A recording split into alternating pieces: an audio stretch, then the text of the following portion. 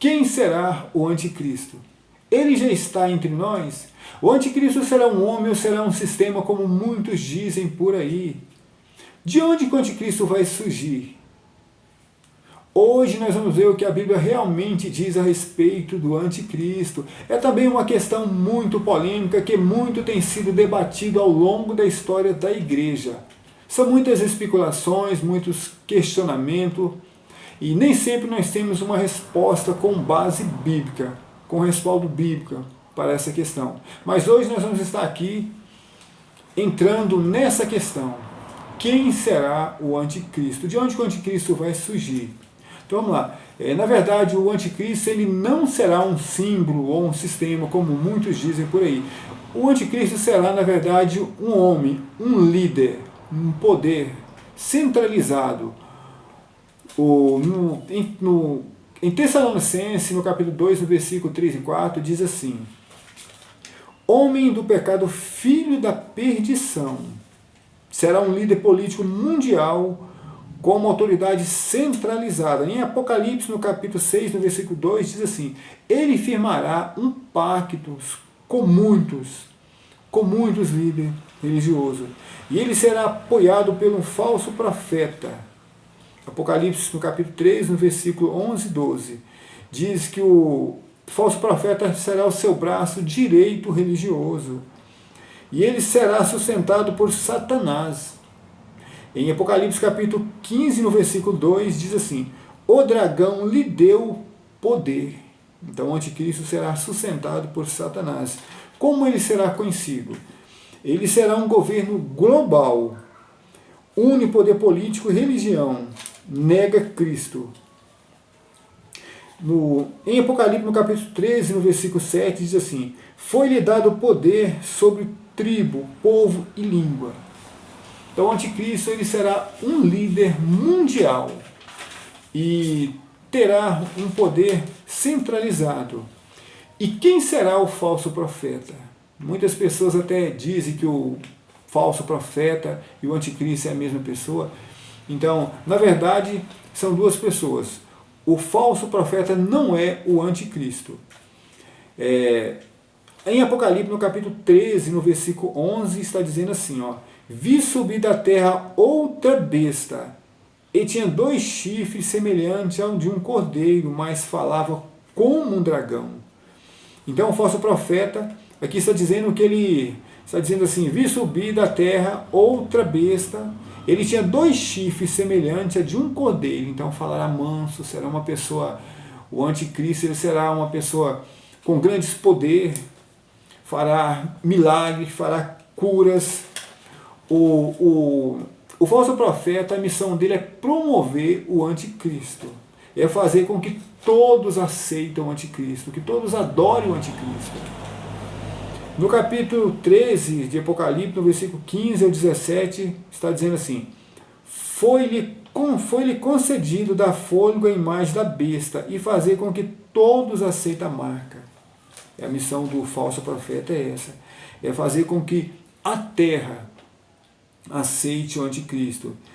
E aqui está claramente referindo ao falso profeta, né? Falso profeta, ele será o braço religioso espiritual do anticristo. O falso profeta ele fará muitos milagres, fará cura, terá um discurso coerente. No capítulo 24 de Mateus, no versículo 24, diz assim: falso profeta fará sinais de prodígio e enganarão, se possível for, até mesmo os escolhidos. Falso profeta vai atuar no campo religioso e espiritual, fazendo milagre para enganar, levando ao mundo a adorá-lo. Apocalipse, no capítulo 3, versículo 12, fazer que a terra adore a primeira besta. Então, a missão do falso profeta, do líder religioso, é fazer com que a terra aceite o anticristo, é fazer com que a terra adore ao anticristo. Em Tessalonicenses, no capítulo 2, no versículo 3 e 4, diz assim, vou ler aqui na Bíblia: ninguém de maneira alguma vos engane, isto não acontecerá sem que antes venha a apostasia, e seja revelado o homem da iniquidade, filho filho da perdição. E ele se levantará contra tudo que se chama Deus. Então aqui está dizendo, quando é que o anticristo vai surgir? Então aqui está claramente dizendo no capítulo 2, Tessalonicenses capítulo 2, versículo 3 e 4, diz assim, ó, que primeiro vem a apostasia, para depois ser revelado o anticristo, esse governo mundialmente, esse governo unificado, centralizado, né? Então aqui primeiro está dizendo que para ele surgir, primeiramente vai vir a apostasia. Agora nós vamos ver o que realmente é apostasia, o que a Bíblia diz a respeito da apostasia. Então vamos lá. Apostasia quer dizer ruptura da fé, desligamento, literalmente abandono da fé. Apostasia quer dizer rejeição da palavra de Deus. Então, primeiramente, tem que vir apostasia, para que seja revelado o homem do pecado, como nós vimos aqui em Tessalonicenses, no capítulo 2, no versículo 3 e 4. Nos dias atuais, é fácil perceber essa rejeição da palavra de Deus, no sistema globalizado, né? E diante de um sistema que normalizou o pecado, rejeitando a palavra de Deus. O espírito do anticristo alimenta dessa invenção de valores, né? Ele traz essa essência em que o mundo se normalizou, né? A palavra de Deus, na verdade, hoje ela é preconceito diante de um sistema que decidiu, escolheu normalizar o pecado. E com isso, rejeitando a palavra de Deus, rejeitou a presença de Deus. Porque, na verdade, a palavra de Deus, ela confronta esse liberalismo. A palavra de Deus, ela confronta o pecado. A palavra de Deus, ela se tornou um preconceito diante de um mundo que adotou um sistema no qual a palavra de Deus ela é excluída, né? Os ensinamentos de Jesus Cristo torna-se também preconceituoso. Os valores da família também já é visão ultrapassada diante desse sistema.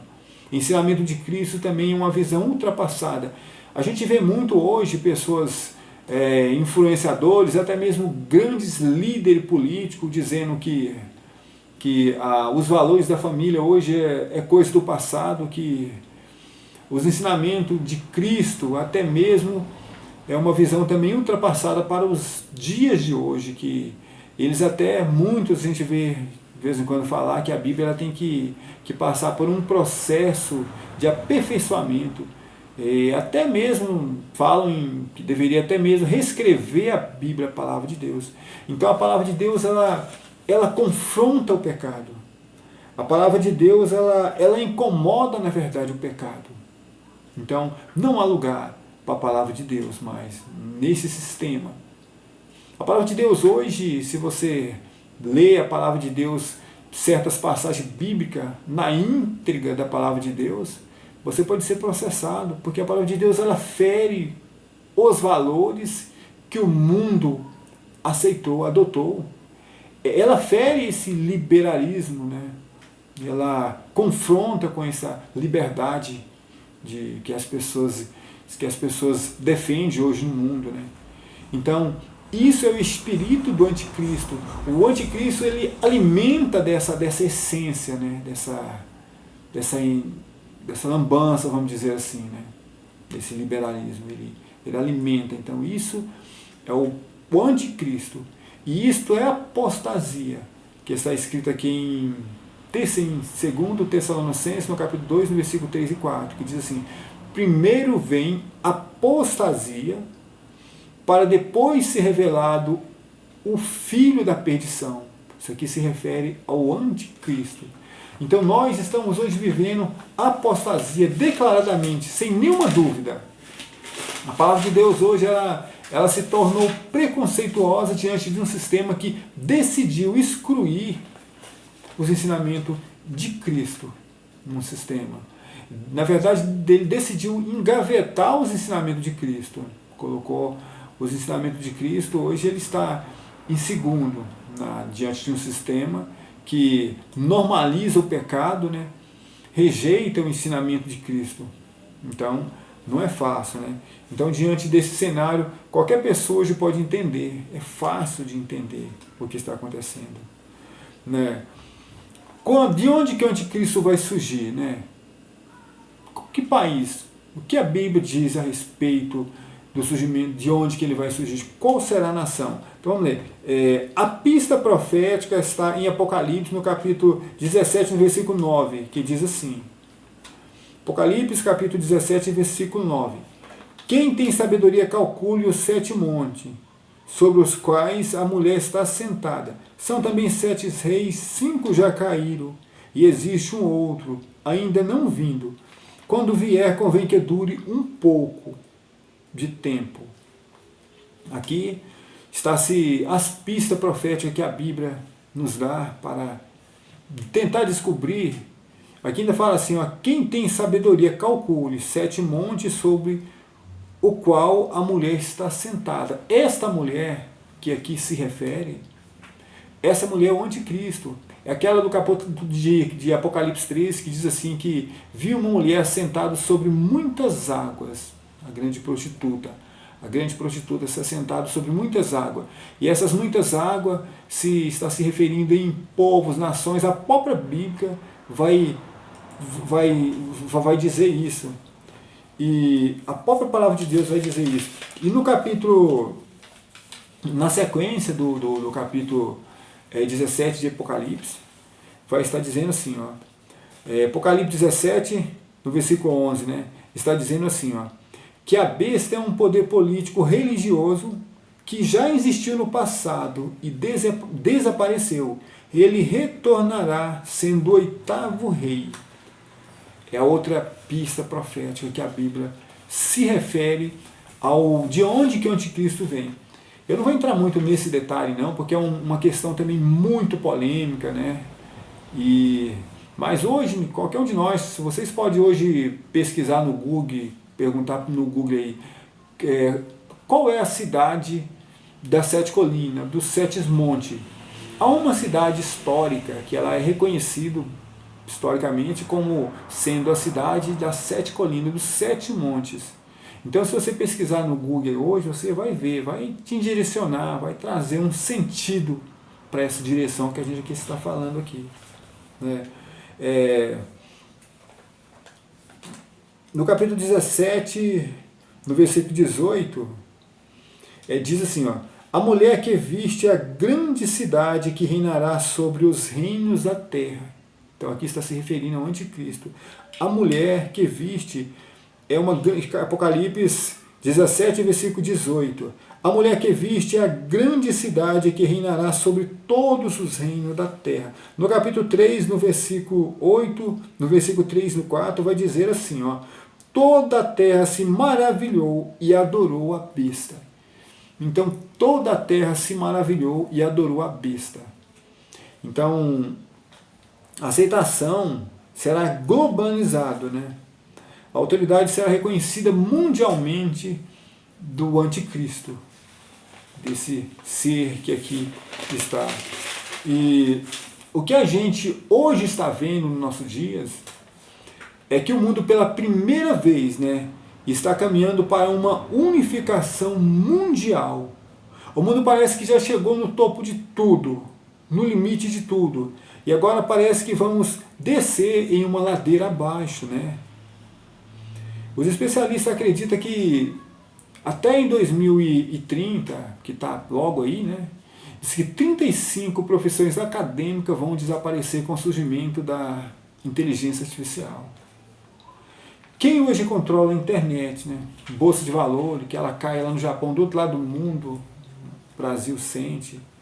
Tráfico de droga, aquecimento global, né? Então, nós estamos vivendo hoje, nós estamos passando por uma transição, né, de um sistema, transição de uma moeda única, baseado no Tesouro Nacional. A pandemia nos provou quanto nós somos vulneráveis a tudo isso, né? Eu quero ler aqui, eu até fiz uma referência aqui. Então o governo único, o anticristo, esse governo centralizado mundialmente, esse líder que vai surgir, que ele será, que o falso profeta será o seu braço direito espiritual. O falso profeta vai fazer grandes milagres, vai fazer cura, vai levar milhares de pessoas a adorar o anticristo. Então o falso profeta vai promover o anticristo aqui na terra. Então a necessidade hoje, diante de todos esses acontecimentos, esses eventos mundial, a gente vê diariamente aí esses confrontos de guerra. Até então os Estados Unidos mesmo, Trump, agora entrou na Venezuela, prendeu o líder Maduro, e parece que está confrontando com a Cuba, com a Síria, né? Então, todos esses confrontos mundiais que a gente vê hoje aí aponta para o anticristo, aponta para o governo único. A necessidade de um governo único hoje seria crucial, essencial, ter hoje um governo mundialmente. Eu acho que parece até que seria a solução, né? Que não há mais como correr. Para vocês terem uma ideia, a Rússia hoje ela tem o maior arsenal de bombas nucleares do mundo. A Rússia ela tem mais de 5.000 bombas nucleares. Segundo vem os Estados Unidos, com quase 5.000 bombas nucleares. Em terceiro lugar vem a China. A China tem 600 bombas nucleares. França tem 290. Reino Unido tem 225 bombas nucleares. A Índia tem 180. Paquistão tem 170 bombas nucleares. Israel tem 90. Coreia do Norte tem 50. O mundo tem hoje mais de 12.000 bombas nucleares. Isso é um risco. Hoje os especialistas, os formadores, os calculistas, vamos dizer assim, né? Para eles, hoje isso é um risco. O mundo está por um fio. Então, há necessidade de ter hoje um governo unificado, um poder centralizado hoje, seria para essa solução. Então, todo mundo espera hoje por esse governo único, né? Então, em Daniel, no capítulo 2, no versículo... Daniel, capítulo 9, versículo 2, diz assim: surgirá um líder que afirmará uma aliança de paz. Então, em Daniel, no capítulo 9, no versículo 2, surgirá um líder que afirma uma aliança de paz. Então, aqui está dizendo aqui no anticristo. Então, ele será ele vai surgir em um confronto, né? Ele vai assinar muitos especialistas até falam, aliás, os teólogos, né, vamos dizer assim, eles falam nesse tratado de paz, que será assinado um tratado de paz, e nas 7 semanas de Daniel também, Daniel se refere ao anticristo. Quem quiser pode estar ali buscando no livro de Daniel, que vai encontrar tudo que estou falando aqui. Será assinado um tratado de paz, e esse tratado será de 7 anos, 3 anos e meio, viveremos uma falsa paz. O anticristo reinará com todas as suas ideias, e será uma falsa paz.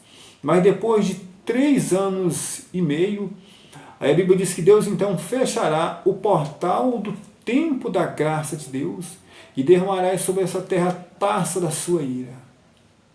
E aí será grande tribulação. Aí será terrível, irmão. Aí será horrível. Aí será vamos dizer assim, o fim, né? Então o livro de Apocalipse, ele prescreve o plano de Deus para o fim dos tempos. O livro de Apocalipse, na verdade, ele é um cronograma de Deus para a grande batalha final. Então, hoje, meus irmãos, nós estamos hoje vivendo declaradamente, é muito fácil de poder entender que hoje nós estamos vivendo a apostasia, que é a rejeição da palavra de Deus, né? Hoje nós vivemos isso. E nesse minuto que a gente está conversando aqui agora, muitas pessoas estão partindo dessa vida para outra, muitos partem sem Cristo, perdem o direito de entrar no reino do céu. Estão perdendo, morrem e vai para o Hades, ou uns vão para o seio de Abraão. E me parece que 180 pessoas morrem por minuto, muitos partem sem Deus, parte no pecado. E a Bíblia relata que quem morre no pecado, desobediente a Deus, vai para o Hades. Está registrado no capítulo 16, no versículo 23 de Lucas, diz assim: estando no Hades, em tormento, ergueu os olhos. Então quem morre desobediente à palavra de Deus, ele vai para o Hades, um lugar de tormento. Você vai entrar no Hades com todas as suas consciências e lembrança. Você vai entrar no Hades com todas as suas lembranças. Isso era um lugar de tormento, de tristeza. E quem morre, e o Hades não será, e a pessoa vai ficar ali no Hades até o juízo final.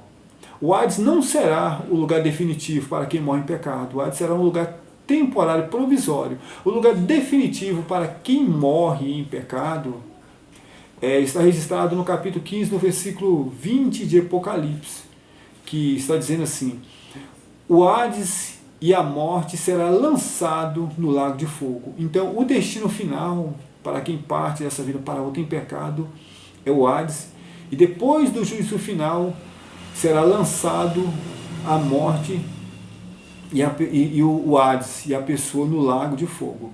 Agora, quem parte desta vida para outra em Cristo, obediente ao ensinamento de Jesus Cristo, vão para o paraíso, para o seio de Abraão, que está registrado no capítulo 16 de Lucas, no versículo 43, quando Jesus Cristo estava ali na cruz.